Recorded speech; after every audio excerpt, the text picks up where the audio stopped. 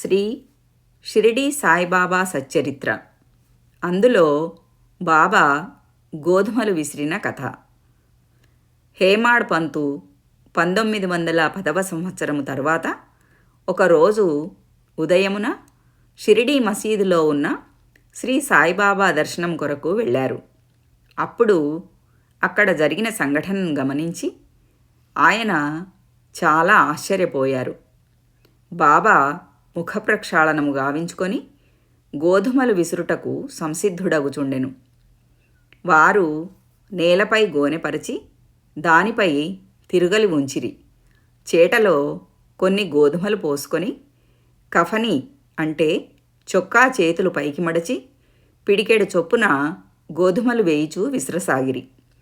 అది చూచి హేమాడ్ పంతు, ఈ గోధుమ పిండిని బాబా ఏమి చేస్తాడు? ఆయనెందులకు గోధుమలు విసురుచున్నాడు? వారు భిక్షాటనము చేయుచు జీవించువారే కదా, వారికి ఈ గోధుమ పిండితో ఏమి పని? పిండి నిల్వ చేయవలసిన అవసరం కూడా ఆయనకు లేదు కదా అని చింతించిరి. అచ్చటకు వచ్చిన మరికొంతమంది కూడా ఇట్లే ఆశ్చర్యపోయారు. కానీ ఎవరికీ కూడా బాబాను ప్రశ్నించుటకు ధైర్యము చాలలేదు.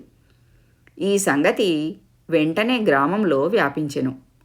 అక్కడకు అందరూ వచ్చి ఆ వింత చర్యను చూడసాగారు.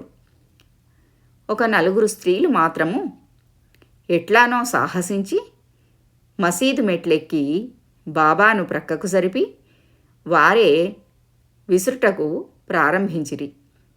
వారు తిరుగలిపిడిని చేతపట్టుకొని బాబా లీలలను పాడుచూ విసరసాగిరి.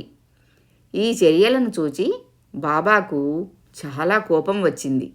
కానీ వారి ప్రేమకు, భక్తికి చాలా సంతోషించి చిరునవ్వు నవ్వారు. విసురుచున్నప్పుడు ఆ స్త్రీలు తమలో తాము, బాబాకు ఇల్లు లేదు, పిల్లలు లేరు, ఆస్తిపాస్తులు లేవు, వారిపై ఆధారపడిన వారు, ఆయన పోషించవలసిన వారు కూడా ఎవరూ లేరు, వారు భిక్షాటనము చేస్తూనే జీవిస్తారు కదా, కానీ వారికి రొట్టె చేసుకొనుటకు గోధుమ పిండితో అవసరం లేదు. అట్టి పరిస్థితిలో బాబాకు గోధుమ పిండితో ఏం పని? బాబా చాలా దయార్థ హృదయుడు కదా, మనకే ఈ పిండిని పంచిపెడతాడేమో అని అనుకున్నారు.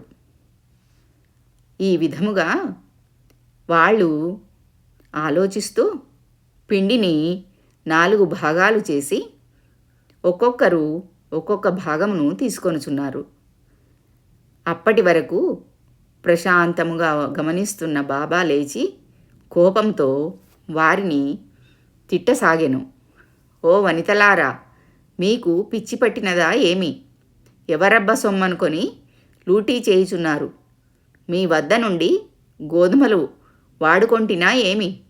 ఏ కారణము చేత పిండిని తీసుకొని పోయుటకు ప్రయత్నిస్తున్నారు?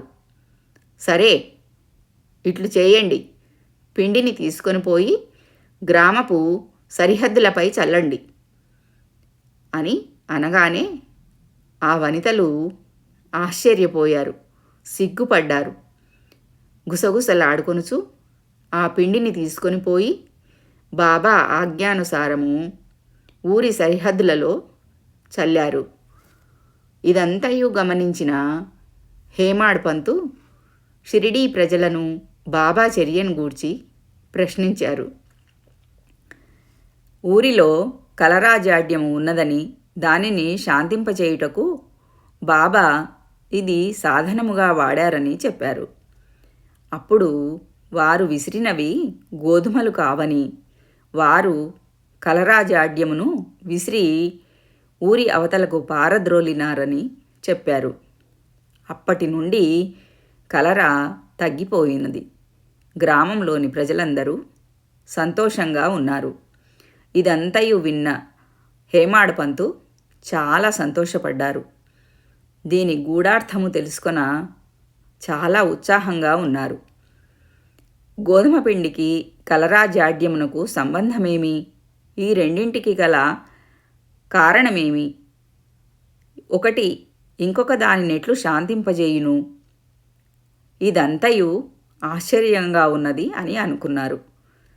అందుకే నేను తప్పక ఈ విషయంను గూర్చి వ్రాసి బాబా లీలలను మనసారా పాడుకొనవలెనని నిశ్చయించుకొంటిని అని హేమాడ్ పంతు చెప్పినారు. ఈ లీలలను చూచి ఇట్లు భావించుకొని హృదయానందపూరితుడనైతినని ఈ ప్రకారముగా బాబా సచ్చరిత్రను వ్రాయుటకు ప్రేరేపింపబడితినని, అట్లే బాబా కృపాకటాక్షములచే ఆశీర్వాదములచే గ్రంథము నిర్విఘ్నముగను జయప్రదముగను పూర్తి అయినదని హేమాడ్ పంతు తెలిపినారు. ఓం శ్రీ సాయినాథాయ నమః.